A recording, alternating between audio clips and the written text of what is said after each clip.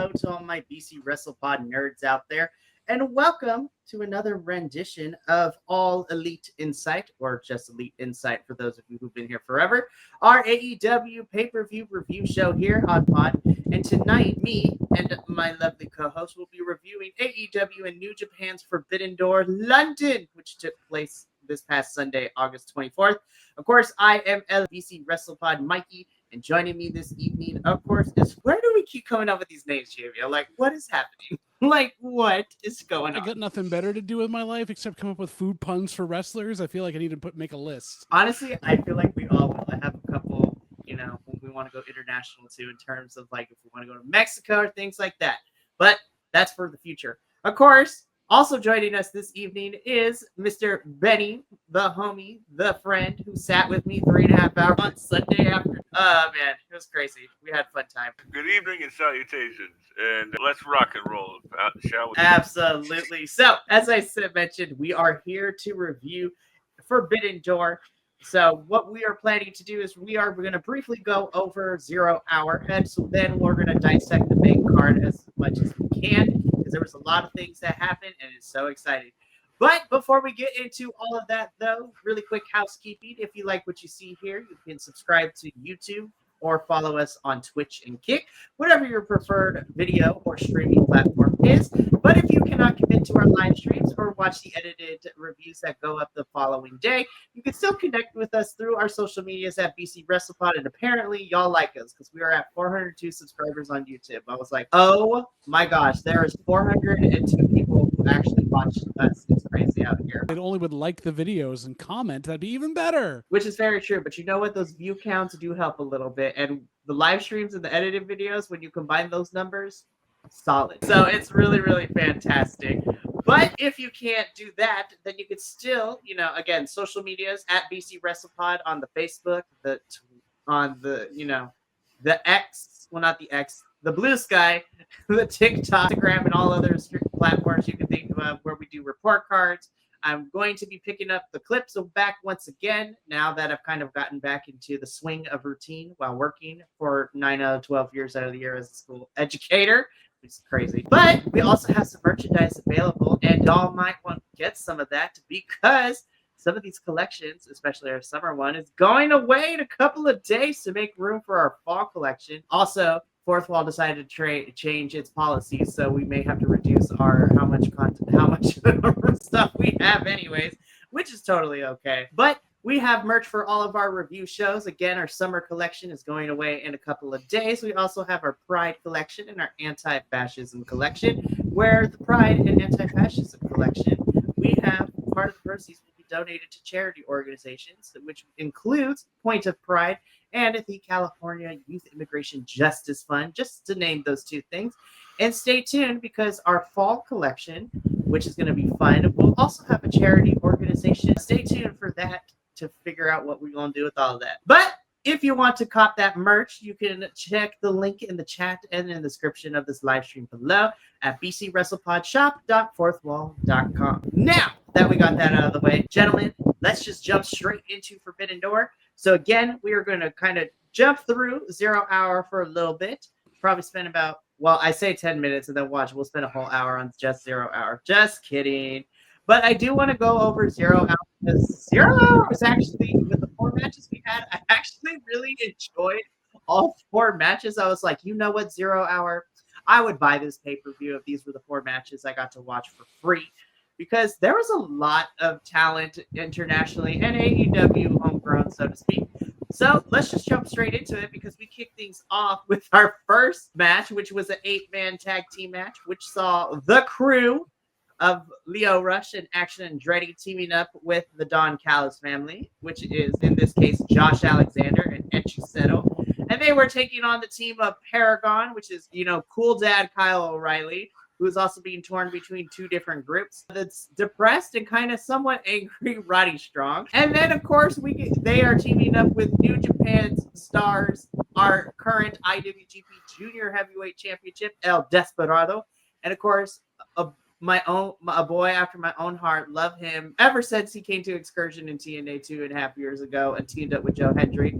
But our boy Yu is in the building, too, for this one. I love Yuya so much. And of course, commentary made an effort to say, you know what, this is next coming to Tanahashi. And it was like, you know what, facts. And I'm not upset about that too. Just his whole character and his persona, I can totally see it. So these are the 8-man that we're battling it out. And boys, I gotta say, I really thoroughly enjoyed this. One thing I do want to point out though, I really like Leo and Action as a tag team. I was like, please put them in tag team matches more because they are great. Of course, they've been traveling all over the world to different promotions, and I will be seeing these two boys as well as 2 other AEW stars be part of CMLL's Grand Prix this Friday, so that's going to be fun. JBL, I'm going to come to you first. We had this 8-man to kind of kick the things off for 0 Hour. What did you think? Well, I was surprised that Dom Fallis got in the ring because, he's Hechicero, so obviously Dom Fallis wrestling is just wonderful to watch. I think you're right on Action Andretti and Leo Rush being a great team, and they do know each other quite well. They're like a Temu private party in the best possible way, and they could do so much more were they given time, but I don't know that I think the problem with them is that Action Andretti doesn't have an on-screen presence even when he tries. So it's all on Leo to kind of carry that, which is tough. But hard-hitting match, you're very right. Yu Uemura is very much the second coming of Tanahashi or Hash Browns. And he's, I don't want to see him take all of Tanahashi's stuff and really make it he needs to have his own path, but a couple more flares here and there would be great. And I think him and Desperado playing into that, because it would be an amazing kind of back and forth, to see when they finally do split what ends up happening. But the 4 men in each team, they really did try their best for the couple of spots here and there where they had a couple of miscommunications. It was pretty well done. All right.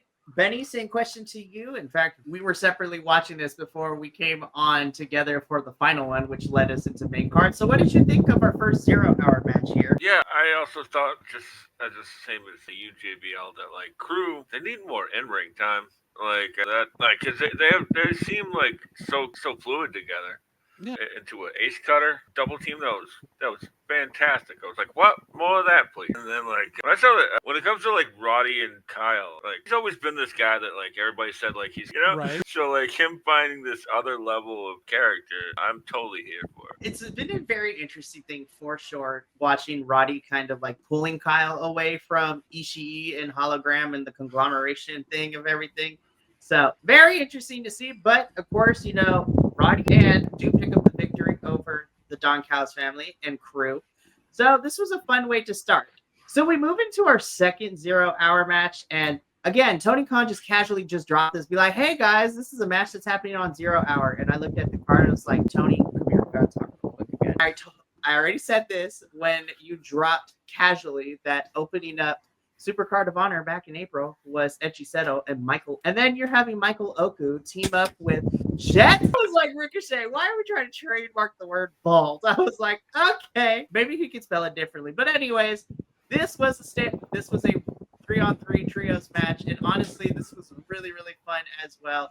Of course, Jet Speed getting their stuff in. Gates of Agony looking really great in this match, and I'm really glad that we're kind of finally pushing them up to being consistently used more, because they are both great. Ricochet being Ricochet and getting, bald head slapped in match, which is so much fun as always. But damn, Michael Oku, I'm biased as hell. I really love him. Anytime we get to go into the UK, he's great. Of course, unfortunately, shenanigans do happen, as they always seem to do with Ricochet and the Gates of Agony as well, which did allow Ricochet and Goa to pick up the victory over and Jet Speed. But so Benny, I'm going to come to you first. What did you think of this trios match for our second, match for 0 Hour? I thought that Michael Oku and Jet Speed worked perfectly together. They just looked like a unit. This is their first time teaming together that I know of. And I had said something on Blue Sky, pound somebody out of their boots. Thank God, Paul doesn't wear any. I was not expecting it to be Michael Oku, and God, he almost died on that. He landed on the floor on his face. Good Lord. Rough. That was so rough. But I love the fact that this is not the only time we'll see him tonight, and GOA deserves the world, in my opinion. Bishop Khan is one of those dudes that's been putting in the hours and all the miles on the road for years. He should get some. They're not the smallest to be, but compared to GOA, they're right about the right size to be thrown around and beat up. You had a high-flying match that you couldn't get away from, and Michael Oku just soaking in that crowd reaction that he was getting from the hometown crowd and being able to use that against Ricochet's shenanigans throughout the entire thing. I love it. This was a lot of fun, and again, with Forbidden Door being in London this year, it's really fun to get more UK representation because the UK scene is really great. Thursday, me and Andrew are going to continue to talk about it, and also some of the folks over Michael Oku has been a busy man this past weekend. Not only did he do Forbidden Door on Sunday, but he was also at Rev Pro's 2 shows that they have. He participated in Global Wars UK by going up against Leon Slater for a second round. So now they're tied 1-1. So hopefully get another match. And then he was at the anniversary show too as well. So crazy. And now he's here. I love it. Again, Ricochet and Gates of Agony do pick up the victory here. So we move on to our third 0-hour match. And Lord have mercy, I had such a blast with everybody involved in this match. So we had a 8-woman tag team match. And I swear to God, Tony Khan with this and what we're going to talk about a little bit later in the show as well about a certain person returning. You better be giving us our blood and guts match for the women, but I digress. So, of course, we have the Triangle of Madness managed. The Triangle of Madness, which is the team of Tech, Julia Hart, and Sky Blue, teaming up with the Megasis herself, Megan Bain, taking on the team of Queen Aminata, Willow Nightingale, Chris Statlander, and so happy she's back in the ring with her shenanigans. Feel the Harley Cameron. Missed Harley so damn much. You guys missed her so much, and I'm so happy she got to be in the ring for this one. So I'm gonna say something, and I feel like it's not to spoil anything, but we are going to talk about it. But with some of your heavy hitters going away for a little bit to go take care of some injury stuff, specifically Swerve Strickland and Will Ospreay, because who knows how long they're going to be out. Tony Khan has the prime opportunity to, fill that void. And who should he fill that void with? Give us more women's stuff. I think the women's division could carry that empty space for whenever we get these people back. Because I was like, give me more women's matches and segments, please. But I had such a blast with this one. This was a lot of fun. It was really cool. Everybody worked very well together. Again, we're also telling little stories too, because Aminata still hate each other's guts, which is really fun to watch. Chris and Willow are still on the on again, off again, like friendship, saying, hey, we're going to work together, but things happen. Harley Cameron is just a gremlin and an agent of chaos that we love. Megan Bang out here doing Megan Bang things and just being a powerhouse, throwing, women left and right. But I will say, I'm really proud of Julia and Sky for how far both of them have come into their own with these characters as well as their wrestling styles, because this was a lot of fun. This is a good showcase of some of your newer folks, and a lot of these folks are also over with the crowd, or they're been your homegrown forever, especially Chris. Chris has been here the longest, which is crazy. JBL, I'm going to come to you first. What did we think of our 8-woman all-star tag? This could have been on the main card. I think that they had a great run back and forth. Megan Bain wrecking everybody up and down everywhere else. And give me more Megan Bain, Chris Statlander one-on-one. We need Big Mommy, going after each other. Much more to this fact. The other thing that hits me every time I see this, and every time we get into one of these women's matches, no matter who's in it or what's going on, why are you not giving... She is the best home-brewed babyface, white meat baby wrestler you've got, with that charisma to draw people in and not just be like, I'm gonna win because I'm gonna wrestle. She, in total, should be up there with the Tonys and the Mercedes of the world as the third in that triad of just great wrestlers at the top of the division that's keeping them on their heels. Why don't you push her more? Why can't you book the women more? We don't need as many of these men's wrestlers, and now you have the perfect time because of what happened later in the show and what's been going on. You have more time to give to the women. So do it. Seriously. Benny, your thoughts on this? Yeah, to be honest with you, I think I've been with Willow, I've been shooting that horn for a while. She's like Teflon, right? Nothing sticks to her. She loses, and she comes back the next week. Yay! Everybody's happy to see her. Doesn't matter, and it's hard to keep that special. And I'm not saying that they're losing it. I'm saying they should just capture it. But back to the match, I really love the fact that Megan Bain has changed up her finisher to the running Liger bomb. I always thought that the F5 or whatever they call it, bow down or whatever, it's just it didn't fit the character, because she should be throwing these women around, because she's 3 times the size of him. So like her picking one of the smaller women up and running across the ring and slamming her down, that makes more sense. But I digress. It was a good match, but like I can't say that I haven't seen it before. Like, cause it's been like the same group of people minus Harry Cameron for like a month and a half. I'm just like, it's time to culminate it into something crazy. Again, give me my blood and guts match. Like, let's culminate this, and then everybody can splint off and do other things and whatnot. So, yes, of course, we have, the Triangle of Madness and Mega Bang do pick up the victory over, our baby faces. But a really fun match. We're not done with the women quite yet because we're going to talk about Queen and Tekla a little bit later. But let's get into our final 0-hour match, which was for the AEW World's Trios Championships. So, of course, we have the Ops, Samoa Joe, Katsuyori Shibata, and Powerhouse Hobbs taking on New Japan's Bullet Club War Dogs, being represented by, Clark Connors, Robbie X, and one of my new personal faves to follow in New Japan after the G1, and Drilla Maloney. I love Drilla so much. He's so good in the G1. This was fun for what it was. I never felt that the Ops were in any danger of losing their championships, but I kind of just, how do I put this nicely? Because I love Joe and Shibata and Hobbs, but again, I don't think Tony knows what to do with the Trios Championship, so this just happened because, they showed up, the Bullet Club War Dogs showed up on the go-home angles for Forbidden Door, so that's why we're getting... This was fine what it was. I was just like, but now where do we go? What do we do with the Ops?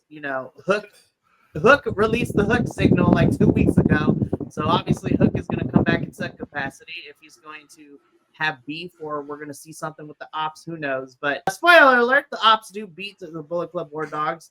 They can't catch a break. So very interested, though, to see what happens at another promotion. We'll talk afterwards because Clark Connors is the men's champion for a certain wrestling promotion in Washington. Benny, I'm going to come to you first. This was the match that we were kind of still in the middle of when we got online on Sunday before the main card started. What did you think of our Trios Championship match? To be honest with you, with all due respect, I love everybody involved, but like their matches are starting to become a little formulaic. Like, Shibata comes in, kicks the crap out of people, tags in Joe. Joe plays the hits, then tag in the rinse and repeat. But like, I did like the War Dogs showing here. As you said, like Drilla Maloney really stepped it up in the G1 this year, and Clark Connors, somebody who was on the first Forbidden Door, and this to open up him being on the pre-show, it was still pretty cool.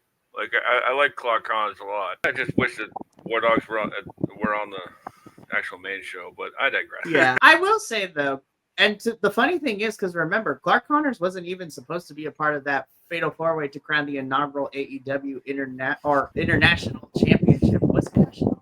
Anyways, the All Atlantic Championship. Yeah, it's still. Oh yeah, no, if it was that early, it was the All Atlantic. You're right. Because it was the first Forbidden Door, and because Clark Connors ended up replacing Ishii because Ishii got hurt. And I was like, who is this weirdo cowboy character? By the end of the match, I'm like, God, I loved it.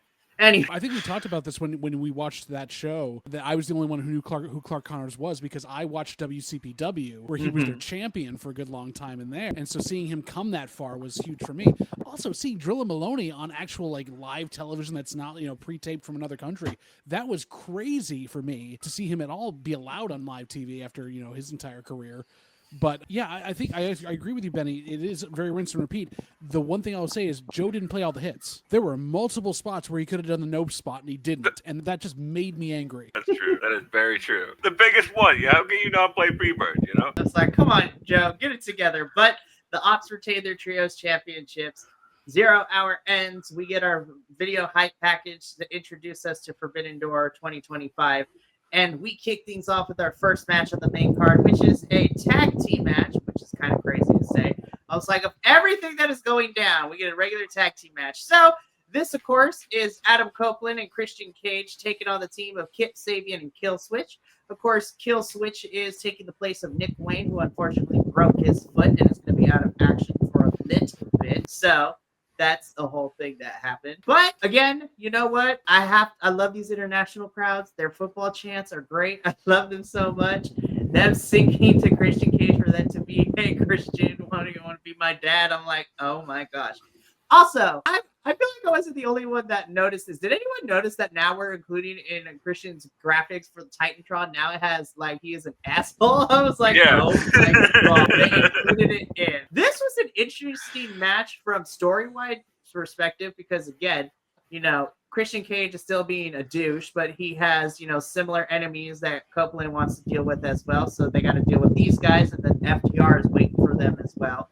But this was also a secondary story that even though Killswitch is in here, in place of Nick Wayne, who Nick, assuming from storytelling wise, Nick Wayne is endorsing to be in here.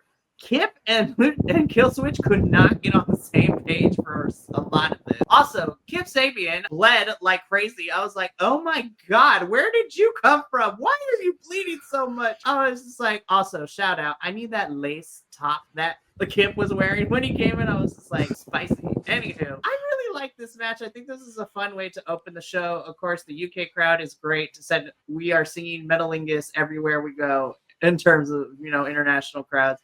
Christian Cage being Christian Cage. And it was really nice to see Killswitch back in the ring with Kip. But even though I picked them to win because they got FTR down the road, I was still kind of surprised to see the Cope and the Cage, pick up the victory here.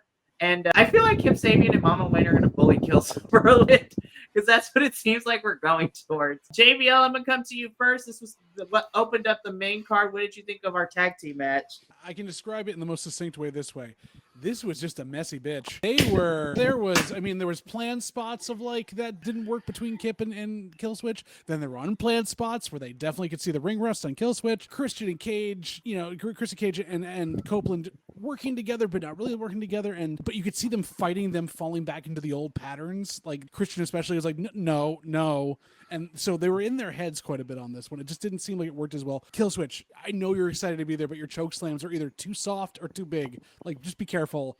You're going to hurt your back again. Like, don't hurt yourself there. And Kip Sabian, apparently you're now in the John Moxley thing of you breathe and you bleed. Like, no one touched you. I don't know where that came from. But I think you're right, Mikey. I think that they are moving Christian's character onto Mother Wayne to be the big bully for Killswitch. And does this then bring back Jack Perry to save his dinosaur friend? Does this mean we get a Killswitch and Jack Perry versus Kip Sabian and Nick Wayne? Do we see that down the road? Because obviously FTR are coming to fight the old guys for their last run through, and we know that's going to happen. I don't know. There's a lot of ways to go. The thing I'm most mad about, and Benny, I think I knew that I was trying to plan out a really cool thing for this, and damn you, Tony Khan, for not booking it. You've got Christian Cage in the ring. You've got Edge in the ring. They're getting beat up. Things are wrong. Lights go out. Ring of Fire on the stage, and Gangrel pops out to save their asses from Mother Wayne. Like, why didn't you? You could have had him there very easily. Right? And I think Cope even owns the Brood. Yeah. There was a lot of I really like the spots where Killswitch and Luchasaurus was using Kip as a weapon. It's sort of like a throwback to the old Jungle Express days. Where that's the only way Luchasaurus knows how to be in a tag team, I guess. It just throw his partner at his opponent. Yeah. And I completely agree with you with the chokeslam thing. It's could you wait for the guy to jump? Please. This is a 2-man effort, right? That first one, Christian's like I'm landing on my shoulder. I ain't taking it on my neck. Oh, but he's trying to. Oh my God. Seriously. Of course, like I said, Cope and Christian to pick up the victory over Kip Sabian and Killswitch, which then takes us into our second match of the main card. And so I thought to sit with this because, once I went back and watched the Steel Cage match, obviously Steel Cage has lots of crazy stuff.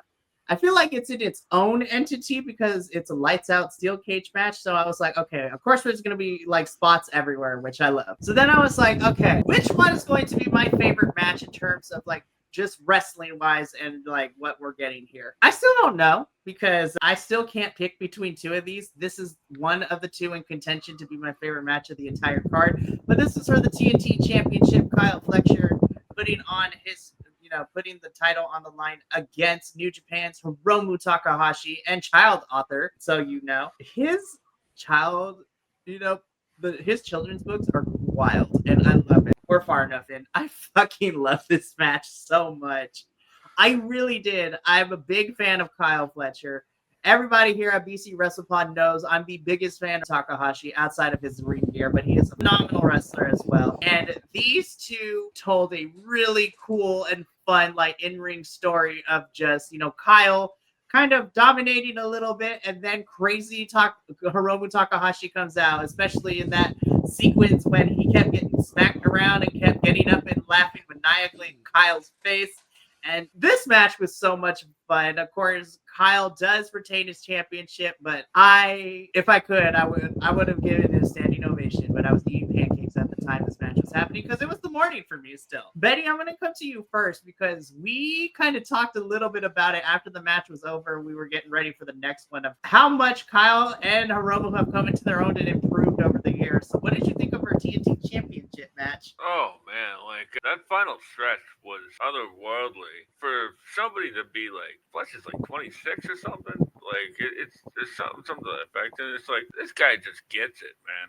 Like he just understands who his character is, what he wants to do, and like I'm like literally flabbergasted. Like I don't know what to say about this, and like it's like, damn it, Ben, you're here to review it. Come on, Benny, get beautiful, beautiful stuff all around. You know what? That is perfectly said, my friend. JB, up next today, we are very familiar with both of these guys.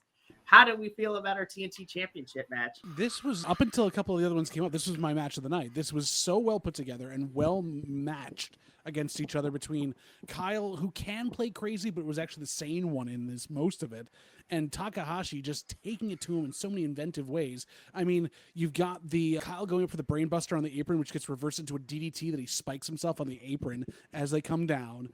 And then the move for me, for as slow as it looked, knowing when your body's in this motion how dangerous it is, the Poison Rana over the ropes to the outside was crazy bumps. Like they put more on the line than most of these other guys probably would have without looking dangerous.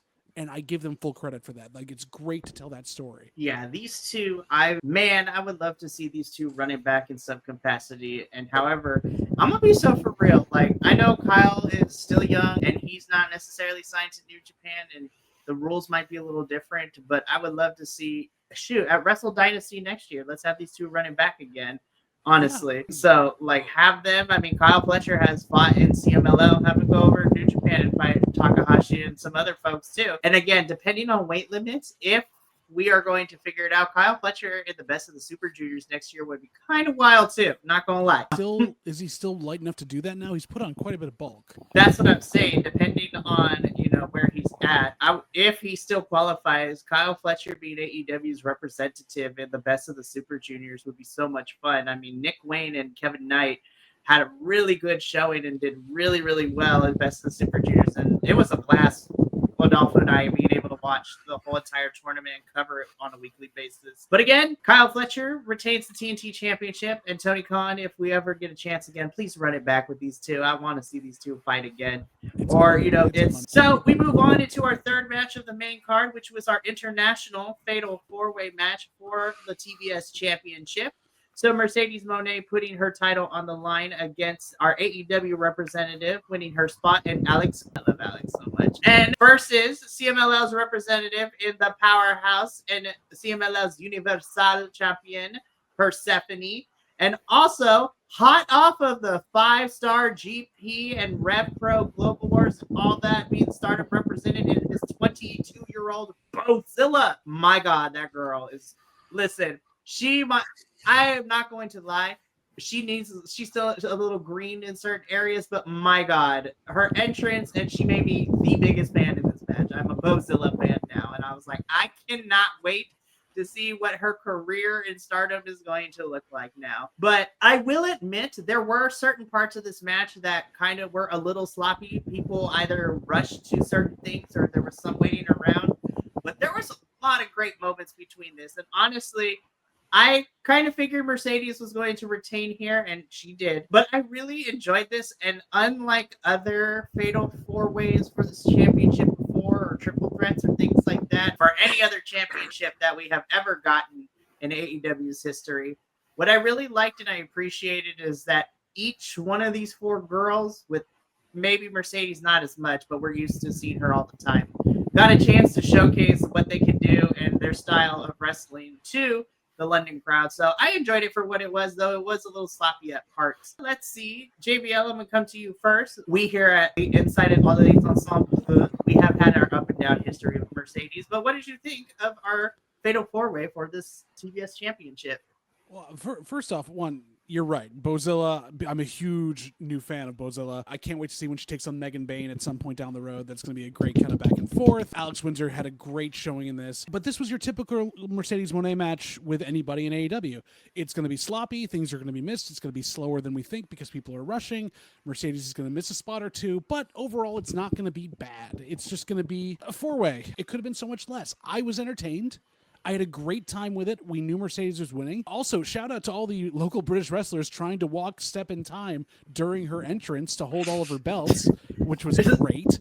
That was hilarious. By the way, shout out to so if you to look at a picture of all of her, guards lining up, the two that were in the front on the right, shout out to Progress Wrestling Sunshine Machine being a representative in this bit too, as well as a couple of the UK wrestlers. Be like, I know who they are. Anyway, I digress. Continue on, JBL.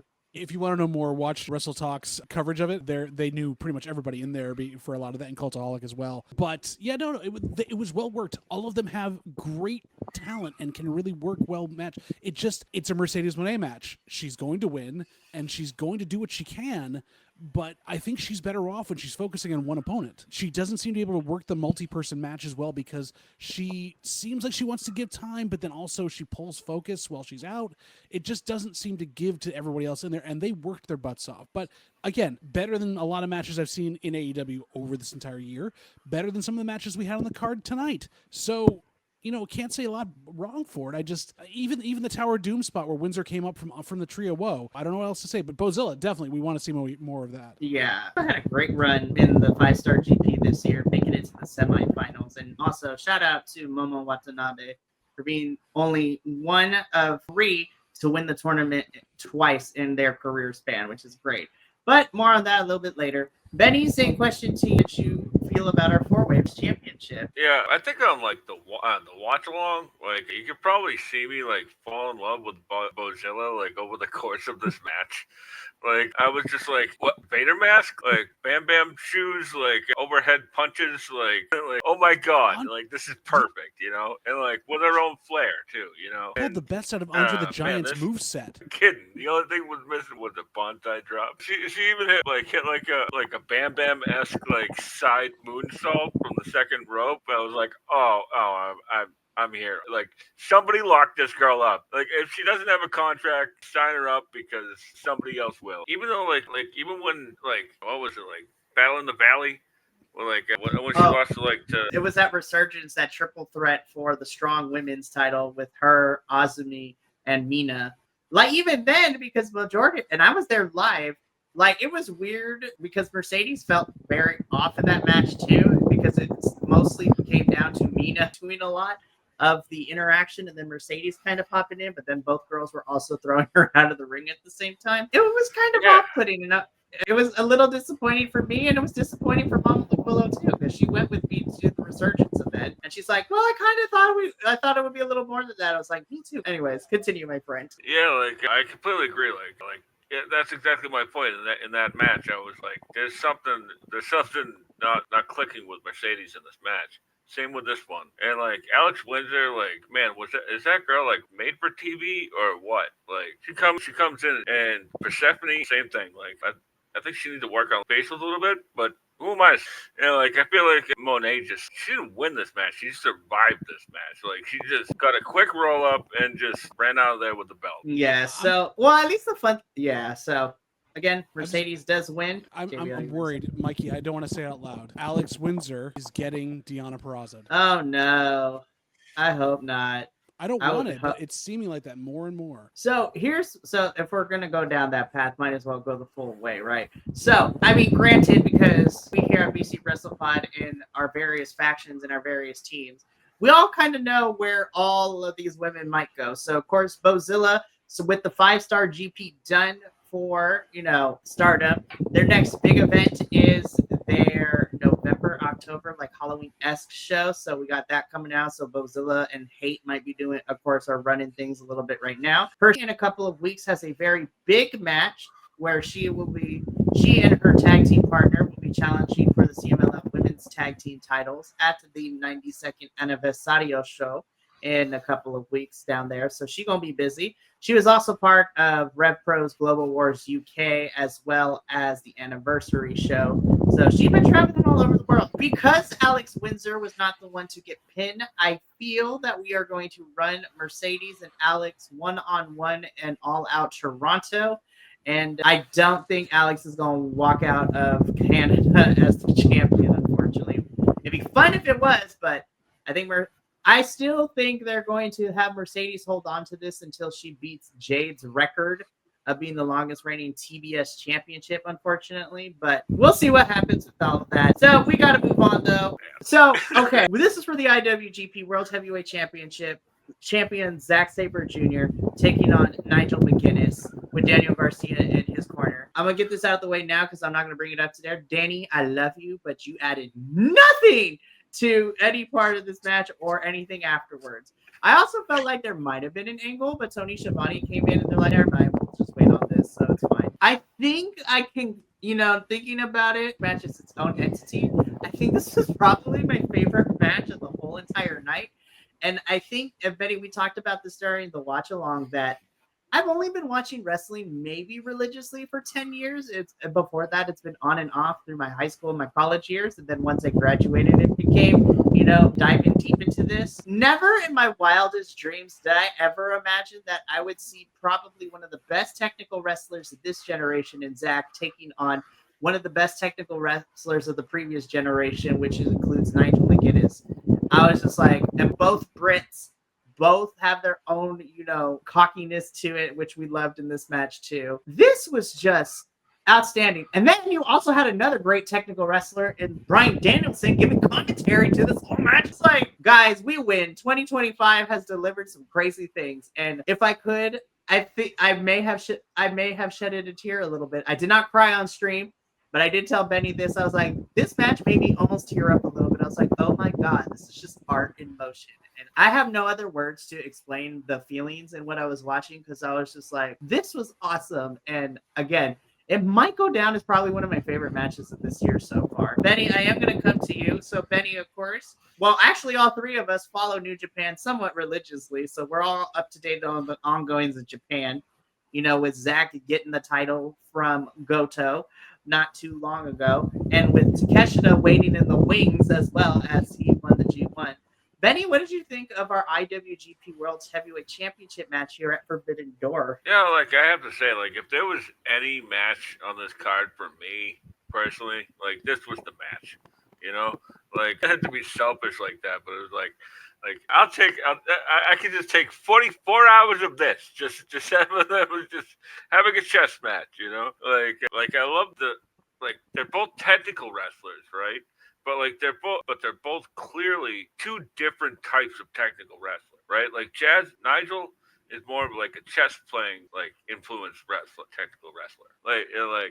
He improvises on the fly. It doesn't stay there for too long.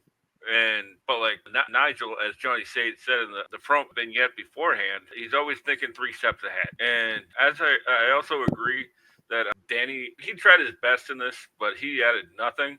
I think Stefan Smith, the referee, added more to this match than Danny did. Stefan seems not he's like, no, you need to follow the rules. What are we doing? He was to get in people's faces, and he's got a great body language where he gets so angry. I want to see Stefan guest in Mystery Wrestling at some point because they hate the refs there, and he would just be all in people's faces. Berg's done it. I think that would be amazing. Yeah, this is great.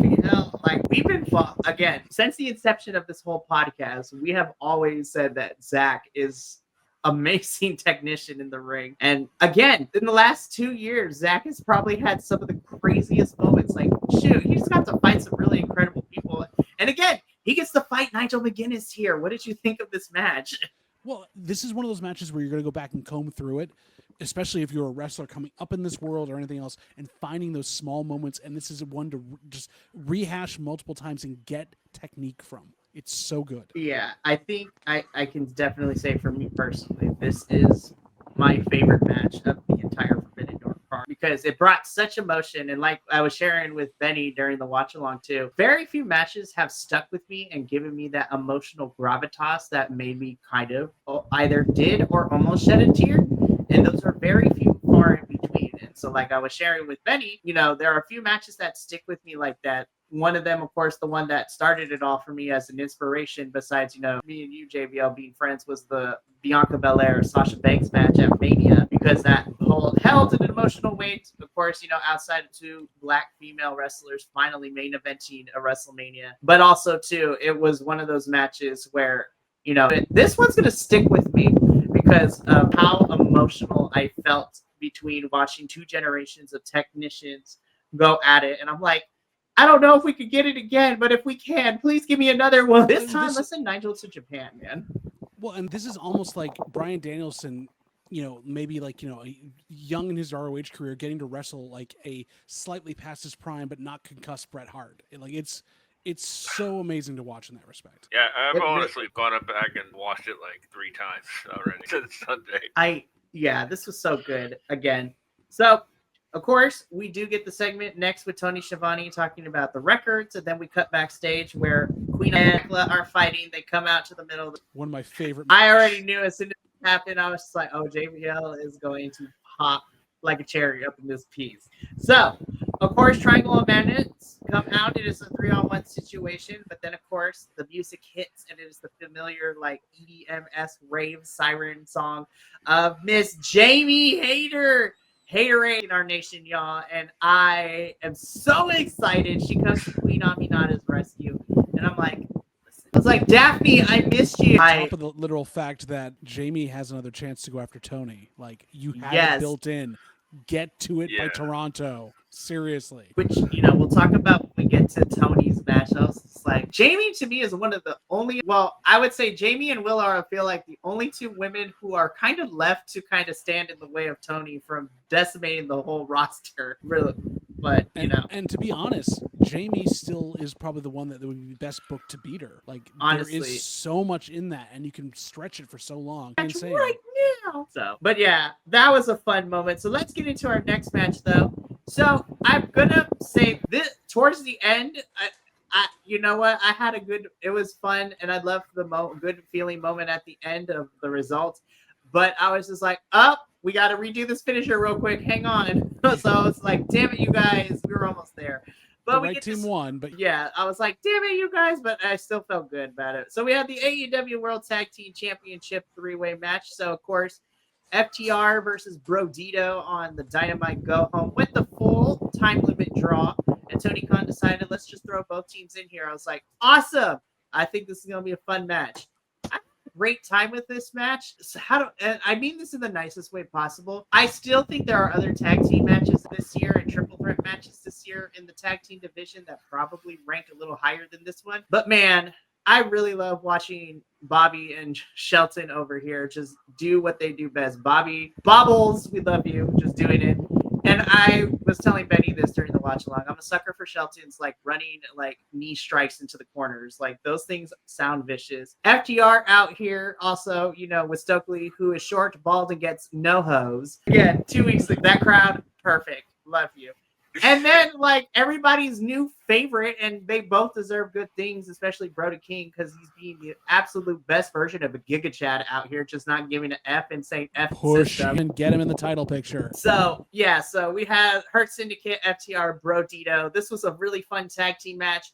About 2/3 through the way, though, Hurt Syndicate get jumped by the Goon Squad, who are wearing New Japan track suits, which I was like, you know what? If I can afford it, those actually look really comfy and really nice. And then it's revealed that the mass, hit squad is Ricochet and the Gates of Agony. So Hurt Syndicate and MVP are probably going to be going into the program with them for a little bit, which left FTR and Brodito in the ring. To my shock and awe, Tony Khan is like, let's actually book the babyface to win.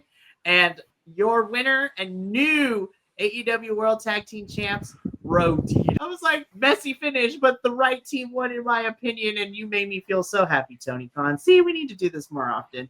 JBL, what do we think of our triple threat? So, yes, the right team won, and I'm very happy for Brody and Bandito. And yes, even with the botch and with the mistiming, it still seemed to work. They picked up their thing, and good on FTR being there to kind of pull things through. Yeah, so why did Tony Khan book a triple threat? Couldn't be because the rumors about the heat that the Hurt Syndicate has for not wanting to put people over and yet lose the titles. It couldn't be that at all. Like, this is doing nothing to quell those rumors that they're hard to work with, they don't want to do much, and they're in general just being difficult. But, I am excited for a program with the Gates of Agony. They're not going to put them over, so we'll see how that goes. I mean, but FTR could have been the Outrunners, and we could have the same thing, and I would have loved it better. That'd be so for real. I feel like Outrunners should have been in here, and this would have been crazier. Have Outrunners and listen. If you want the crowd to lose their absolute minds and cry over who they're going to support, get a program with Brodito and that next. Like, those are your two biggest babyface tag teams right now. Jet Speed, I think, will get there eventually, but my God, I won't know who to pick. I'm like, I want both of them to win.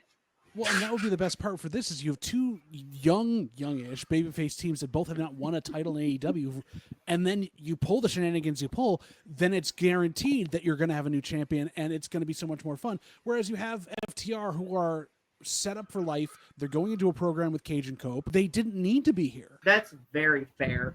And you know what? The Brody King Shatter Machine, awesome. No, that was sick. Great. Yeah. Benny, we're going to come to you now. What did you think of this triple threat? Yeah, I thought it was super fun. Like, I noticed like Bishop Khan had his socks tucked into his pants, or pants tucked into his socks. Really hard to. I was like, Bishop does that all the time. It's definitely gonna be him. You gave it away with that one little thing. I know, everybody was fantasy booking that's what the direction they should be going, but why do they need it? We could get there eventually. You don't need to do it the first match. This whole Shelton and Bobby being difficult to work with, the sides are starting to add up. The Crew won a number one contendership back in May, right before Double or Nothing. And then that just slipped right. And then we got another match with somebody else. And then they're not even ringside when they lose the belts. Okay, sure. Yeah, so the feel good moment, Brodito are your new tag champs. I love that. Bandito is a double champ for ROH and AEW, so that's a lot of fun. But we got to move on. So one more thing they missed. Go for it. They missed a trick here. When Bandito does his he's doing the kind of round offs and he's flipping through the ring and he pops up in front of Dax and pulls the gun on him and misses him. That was so weird. But you missed a trick. Why wasn't it cash in there for aggravated assault? Betty, you literally said that during the watch along too. Sorry, I had to put it out there too. I'm glad Benny and I were in the same wavelength. Really? It was right there, but oh my goodness. Cash has got a gun. Oh my goodness. UK crowd never changed. We love it. So I want to put a disclaimer. So the next three matches that we're going to talk about, I'm going to put a blanket statement over them because I thought these were, but compared to what we saw in the first half of the card, I was just I feel like the first half was booked a little stronger, but I digress.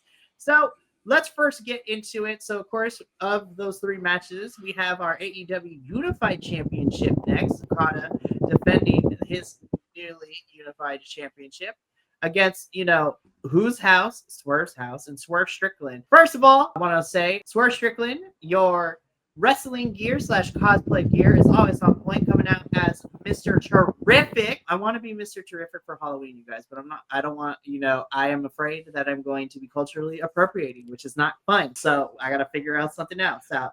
My backup costume is Vivi from Final Fantasy IX. So we're going to figure all that out somewhere. But I digress. First of all, Mr. Terrific gear for Swerve Strickland was amazing. It was so fun. And again, I am a big fan of the band that does Okada's new theme and 1OK Rock. Love them so much. And I love the song. So here's the thing. I think I would have liked this match more if it didn't become how many ways can Swerve Strickland dodge the Rainmaker in this match. Because damn, I pulled out the Rainmaker more than I feel like he normally does in any of the matches that he does in AEW. I was like, this felt like a video game where you kept trying to spam that one move and your opponent is like, nah, fam, we ain't about to have that. And then it kind of became the same thing as how many house calls can Swerve give to Okada? So I felt like we were watching a good Dynamite match, but for a pay-per-view, I was like, could have been a little bit better. But ultimately, Okada does find it Rainmaker on Swerve and does pick up the victory and retain his championship. We're going to talk about the post-match in a little bit, but Benny, I'm going to come to you first. What did we think of this match between these two? Yeah, I actually rewatched this today just to get a feel for it because I love it. It's just one of my favorites, and I'm not taking anything away from Swerve, but I love seeing Swerve like work a different paced match. Like this was very much in a W match, like it was building and building until the end. And it was a very good final match for Swerve before he goes off and takes care of himself. And then with Wardlow coming back. Oh jeez, we're gonna talk about that man in a little bit.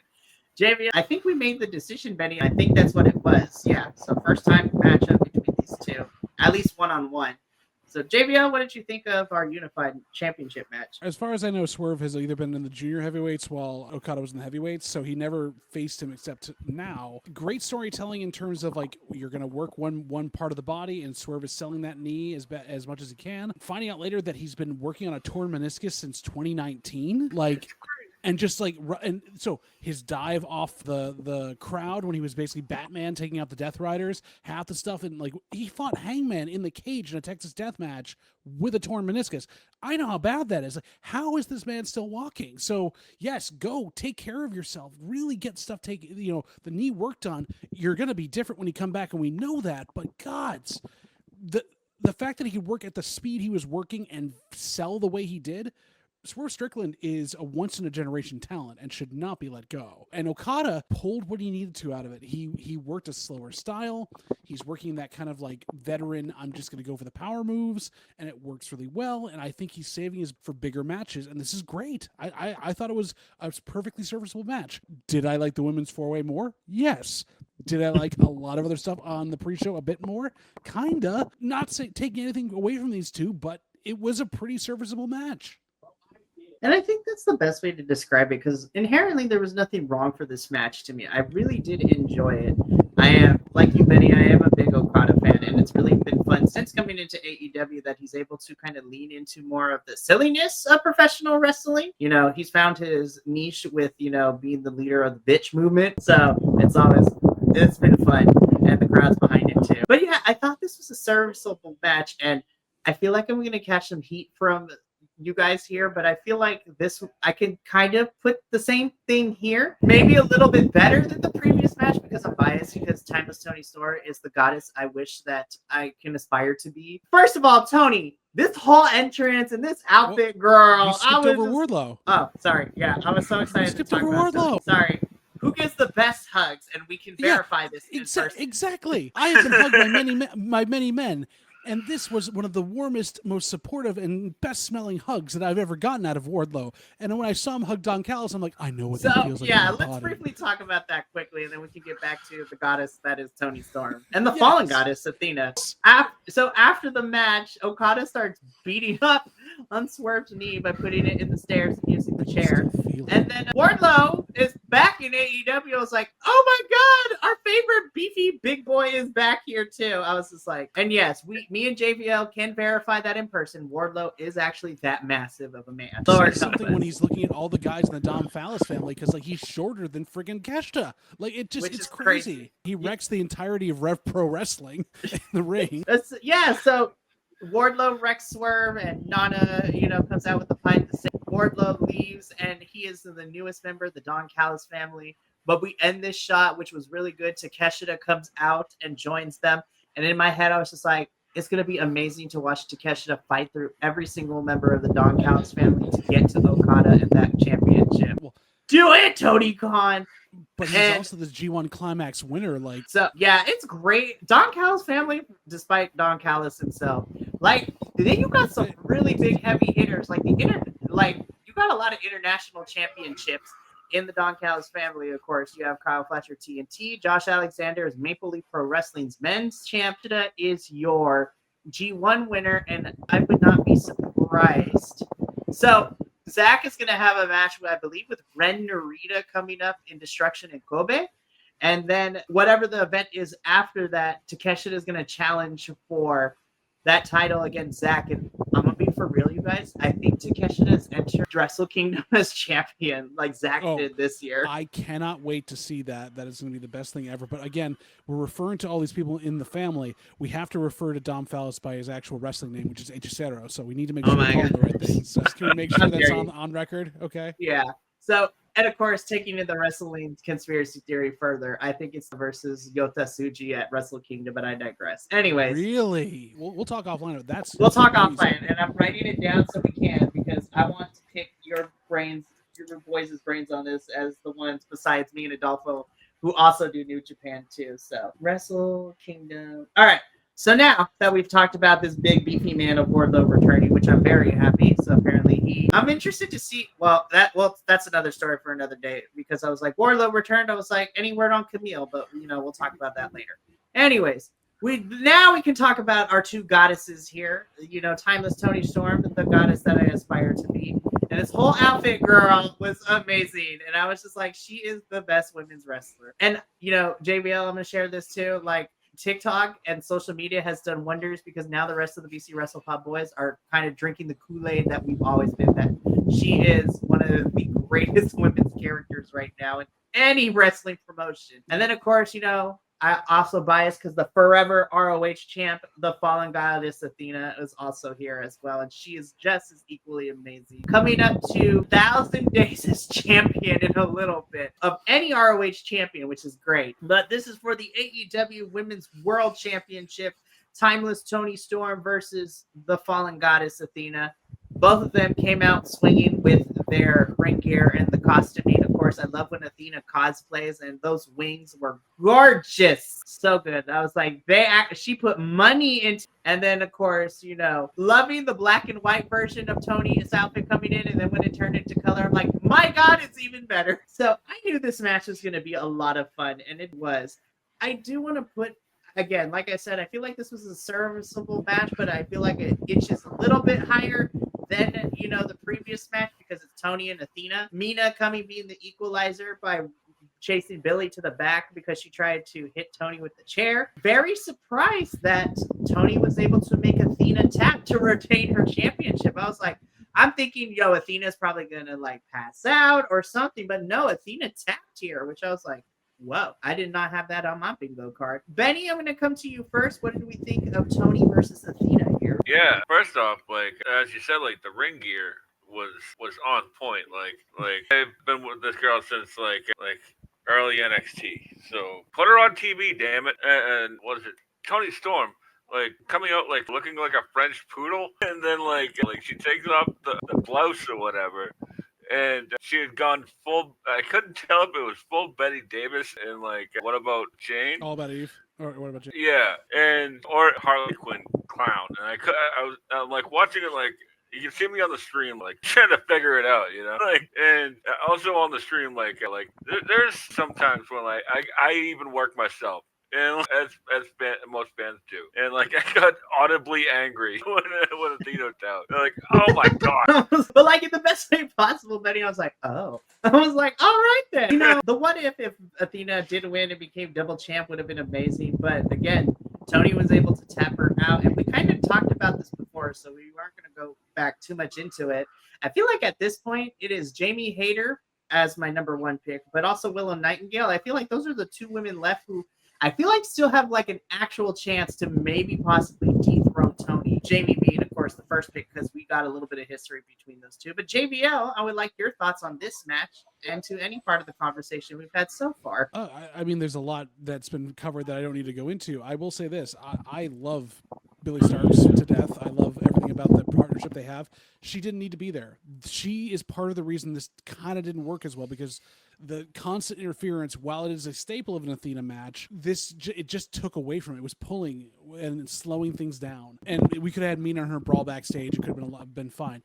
The two of them worked well together when they were working. It just got it was stop-start for me. You're serviceable for that reason. I love that Athena tapped out, because now she's going to take that down to ROH and him be in her head about it. This might be the downfall of Athena there, which is a great thing to start seeing. But Tony needed to hang on to this. She is carrying basically AEW television for a lot of this now. You kind of can't pivot off that yet. And in terms of Jamie Hayter, I see this as they're going to go into that feud like Betty Davis had with Joan Crawford. At least in her mind, she is Betty Davis, Jamie Hayter's Joan Crawford, and they are going to go at it like two starlets. It's going to be perfect. I can't wait. I hope that's the feud we're getting for Tony next, while Willow deals with whatever's going on with Chris and everything else too. Again, unfortunately, I was like, I thought we were done. But those two are like the Sami Zayn and Kevin Owens. It's like they are the fight forever couple, and I will support them in everything they do. All right, semi-main event time. This was an overbooked mess, and I was... So this ties into that. Athena had to sign her contract now, and Tony Khan came out afterwards and said, you have to announce it's not yet now. But I thought with Athena signing her contract, that was setting that up for what I thought was going to happen in this match, which we talked about on the stream, and I was a little mad it didn't. That's what I'll say for that. Anyway, so semi-main event, AEW World Championship match. MJF versus our champ, Anxious Millennial Cowboy, and the biggest icon and ally to anybody, proving that, you know what, Hangman, he's that guy. Like, we love Hangman in this house.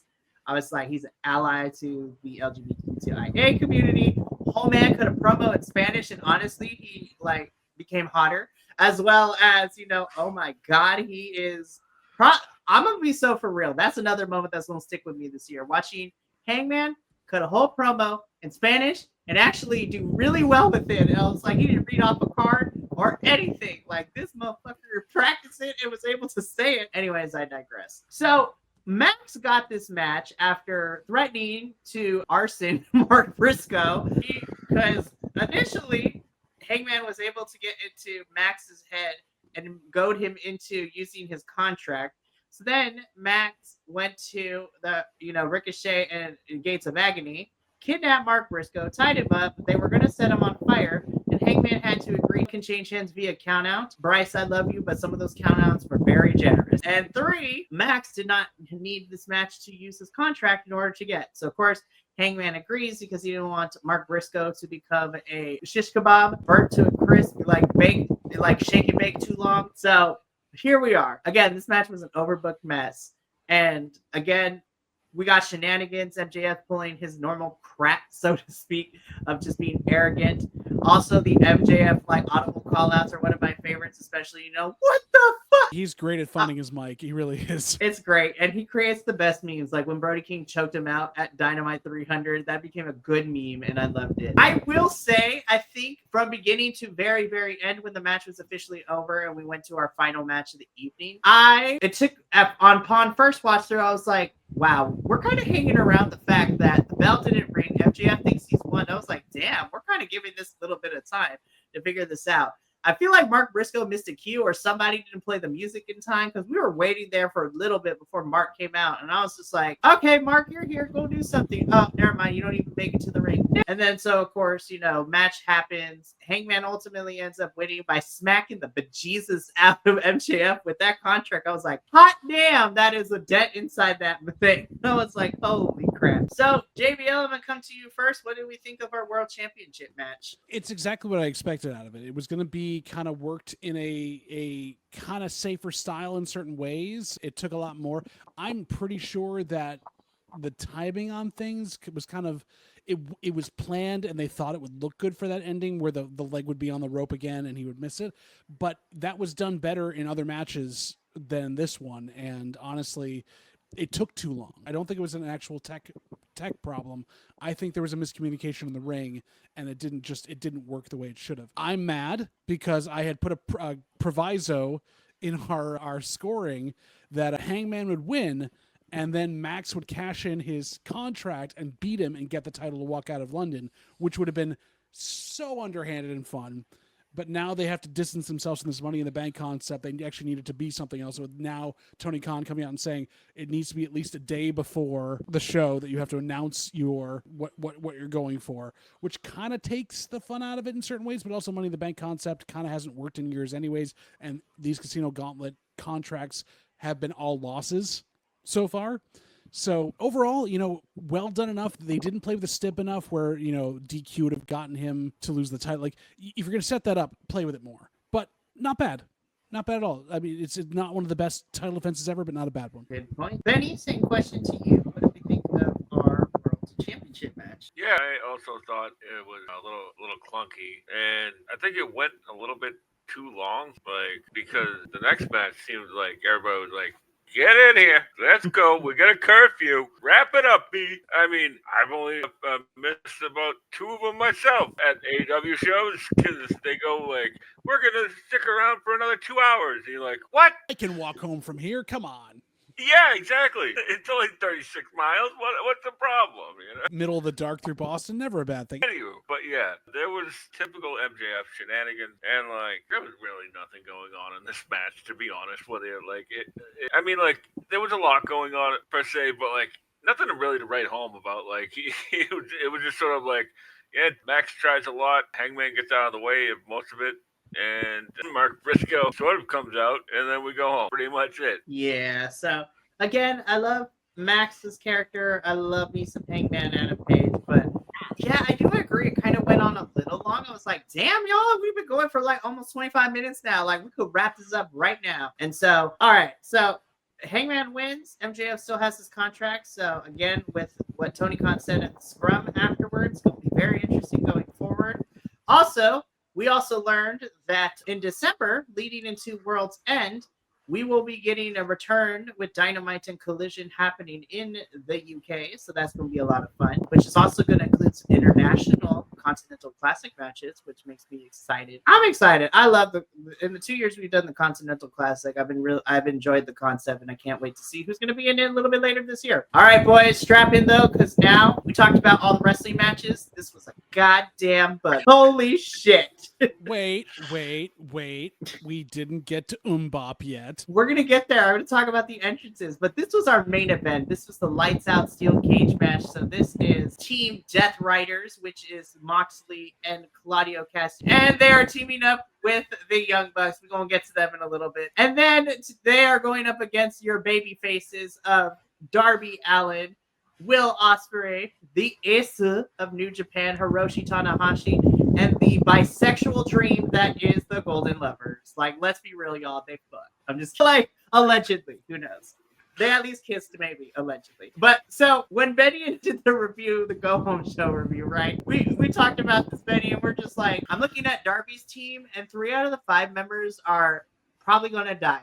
Ibushi just came back from fighting 2 years worth of injury. Kenny is missing part of his stomach due to diverticulitis.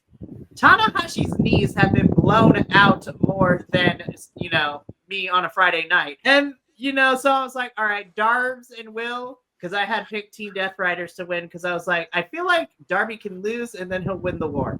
Not the case here. I was like, all right, Will, you're probably going to take this pin, or Darbs, you're going to die. I mean, I got one of those things right. Darby did kind of die in this match. I don't even know where to begin with this match. Well, first, let's start with the beginning. So earlier in the show, Young Bucks were telling production, I need you to get it together and play our actual music. And they got their music. But it wasn't what they originally thought it was going to get. We literally got their independent wrestling music thing of Bop. I was just like, oh my God, they keep digging into the well of this. And it is the greatest thing. Also, watching videos of Ospreay and Kenny Omega, because Kenny got caught in the camera for this one too during the pay-per-view, of singing and dancing to Bop was probably the best gift wrestling has gave me this past weekend. I'm not even going front. I'm just like, how much more in the lore are we going to play with? Because I'm here for this. It's so damn good. I was so worried that the Bucks were just going to come off of that loss and go the usual way of like a heel team losing their way, but still being dicks and everything else. And they really have leaned into like, we want this to be fun. So we're going to do the worst we can in the best possible way. They literally brought back being the elite too. I was like, holy shit, it's back, yo. It's so much fun. But now that we got the fun part of the way, this was a bloodbath. Holy crap. Like, Moxley, I feel like you worked at Claire's at one point, because you and that Screwdriver and Darby I was like, oh my God, they missed half of the tables and they literally just overshot a little bit onto the floor. I'm like, we just got Gabe back. He had to drop out of the G1 because of a tweaked knee, Darbs, and we just got you back too. I was like, Darby, I love you. I was like, if you don't go to GCW and have a death match at one point at this point, what are we doing with our wrestling careers? My God. Gummy bears also, I was like, not the gummy. That was so good. Oh my This God. was just, this was your pure like sports entertainment match. It's like everybody doing things. People are bleeding. Crazy things are happening. I'm gonna be honest. This can be our men's blood and guts, and we can just do one women's one and call it a day. Like honestly, this was felt like a blood and guts match without the entering at intervals. Benny, I'm gonna come to you first because unfortunately this was the match we did not get to witness together because I had to jump over to another watch along. But Lord have mercy. What did you think of this chaotic main event? This was like the perfect culmination of everything that AEW has been built on, right? Like we got like crazy stunts, hardcore matches, and haha. Like, the ring that had like these tassels that were like this long. Like, oh yeah. Like their breast pocket was like to their navel, Like oh, so funny. Like you guys see that like Tanahashi trying to run into the ring a couple weeks like last week. He just looks like a mall walker. Has no knees. Like they're I was like, Tana, I love you, but hot damn, we do not need you running. We try our best, but I said that, of course. We love the itch. JBL, like, there's so much to add to this at this point. Like I was happy to see the New Japan style cage, so they had some room in the middle and so people could see. It was Darby going over the top. Like, oh my God, the coffin drop that like didn't happen, and there's just so much carnage. And then I did love that we got the mid-fly flow to end the match, because how can you get high when your knees are made of bone dust and dreams? Like he needs to be done. Can we please just let Tana retire? And this was an interesting way to kind of get around all these guys, and yet you put the most injured people in there to do the most work. It's like, gods, what are you gonna do? And then you write with like Will off afterwards. Like it just was insane. That is very, very. But so, and you know what? I did appreciate that Tana did get the pin for this one. I was just like, this was his final appearance in in terms of being a wrestler in the UK for the year. You guys, I think I might be a balling mess when Wrestle Kingdom comes, because we know that Tana's final match is going to be at Wrestle Kingdom. This might be a crazy out there thing. I actually would like to see Moxley be his final opponent at Wrestle Kingdom. I mean, these two Lord have mercy. They have a long history together as wrestlers and as friends. Like, I actually would like to see Moxley be Tana's final opponent, but I digress. The baby faces win, so we're all celebrating. Things are great. Unfortunately, everybody forgot how steel cage matches work post angle, because you do not celebrate until you are all outside, because unfortunately Death Riders get Ospreay into the ring by himself. They beat the crap out of him. We get stomps on chairs. Like, this is to write off Ospreay, who's been dealing with neck problems, and so he's going to get that fixed off. So now Swerve Strickland and Will Ospreay are now off of our television screen for the foreseeable future, and Ospreay laying in the ring with medical coming in is how we end the show. And I did actually watch the whole extended video on social media of them carrying him out after the show went off the air. The baby faces did not leave his side, which was kind of great, like storytelling wise. But yeah, well, especially Ibushi and Omega and Darby were kind of standing there, but Ibushi and Tana did like the Japanese wrestling thing. They were literally kneeling with medical team, and they helped carry Will Ospreay out when he left the cage from the stretcher and everything. I was just like, damn, New Japan be hitting different. But yeah, so boys, that is the end of Forbidden Door. Holy crap, this was a really fun card. I do feel that the first half was a lot stronger to me personally than the second one. But again, AEW has been consistently doing really good with these pay-per-views, man. I mean, we're coming off of, not to say that everything before Double or Nothing was not great, but Double or Nothing, then y'all in Texas, Forbidden Door, they constantly are. And now we're hitting the next big four for AEW. I'm interested to see what we're getting at All Out Toronto in a couple of weeks too. So that's going to be fun. I do not have the graphic because I did not have time to finish it, but I will have it up next episode. But even though he's not here, shout out to the professor. He got the best record for Forbidden Door. I was like, gosh, dang it, Professor. He beat JBL. He beat us by one. I was like, damn it. Which one was it? I'm very curious which one it was. Okay, so let me pull up the thingamabobs right here. So that's always fun. Let me see, because I am going to actually, I could just pull up the predictions to see. So as I'm pulling this up, we here at BC WrestlePod have a predictions league. And that predictions league is for fun and bragging rights and something, and potentially a punishment at the end of our predictions league, but who knows what that is. So we shall see. So we all did our predictions for Forbidden Door, which was kind of crazy as well. So the final record stand, that Professor was in first with a record of 8-1. JBL, you and me tied with a 7-2, and Betty, I love you, but you came in last with 6-3. So we were actually relatively all close. Don't worry.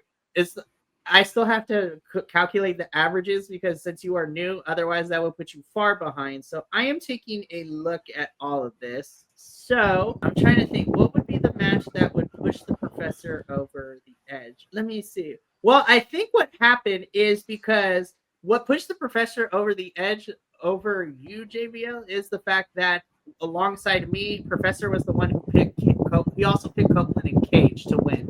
And so he got that point there. And the only point that Professor missed was, like we all missed, was the outcome of the tag team title match. Right, because none of us thought that the Hurt Syndicate was losing. No, so I got that one wrong, and then what gave me my second loss was because I was the only one that picked Team Death Riders to win the cage match. And then for you picked Kipped and Killswitch, which gave you the first loss. And same thing, the tag team championship match. Other than that, we all had the same pick. But it was an easy card to pick in that respect. Very fair as well. So, yeah, man, what a fun pay-per-view. This was a blast. So we are done this evening for Forbidden Door, but this week is just starting, y'all. And if you thought one pay-per-view was enough, oh no, we have a whole bunch of other pay-per-view reviews this week. So let's take a look at our week, shall we? So tomorrow evening is on the 27th, Wednesday of August, is our double review night where Will and I are going to be holding down the fort for both shows. So at 5:30 p.m. Pacific, Will and I will be doing a short review for NXT Heatwave, which for some god-awful reason was on the same night as Forbidden Door. Why are you doing this to your talent? It's ridiculous. I will say, though, Jordan Grace, Blake Monroe, y'all ate. That match was fantastic. But we're going to be reviewing all the other stuff that happened at Heatwave as well as the announcements that we're getting 2 other a special TV show episode of NXT coming up.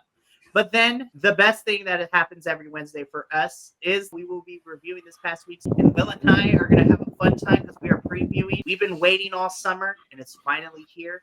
The CMLL Men's Grand Prix is here, and my God, the Team USA and Team Mexico picks for each side is buck wild. All I have to say is Speedball Mike Bailey in CMLL just makes sense, and my God, I cannot wait.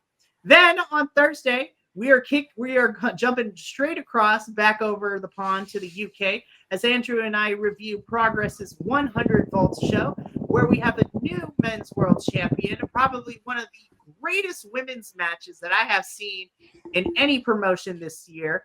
And it's kind of tied with one that happened at Evolution, but Lord have mercy, the women in the States and the international scene are freaking killing it. So if you want to hear our thoughts, and we also had a Hollywood actor defend his championship in a crazy fatal 4-way, which was also fun. So if you want to hear all our thoughts on that, make sure you tune in Thursday.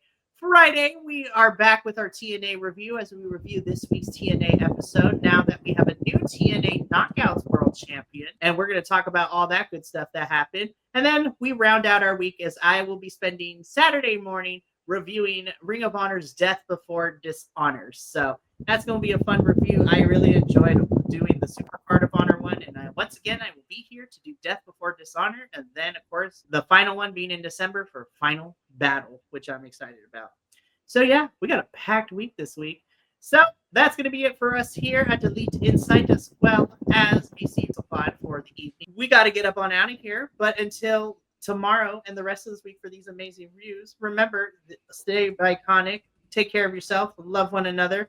And for myself, JBL, and Benny here as WrestlePod family, this is sayonara and adios. But until next review, peace. Thank you so much for tuning in to another Vibe Tribe production. What's going to happen next time? Well, you're going to have to tune in to find out. But until then, remember Take care of yourself, love one another, and as always, make sure that you keep the good times rolling. Thank you for being here, and we'll see you next time.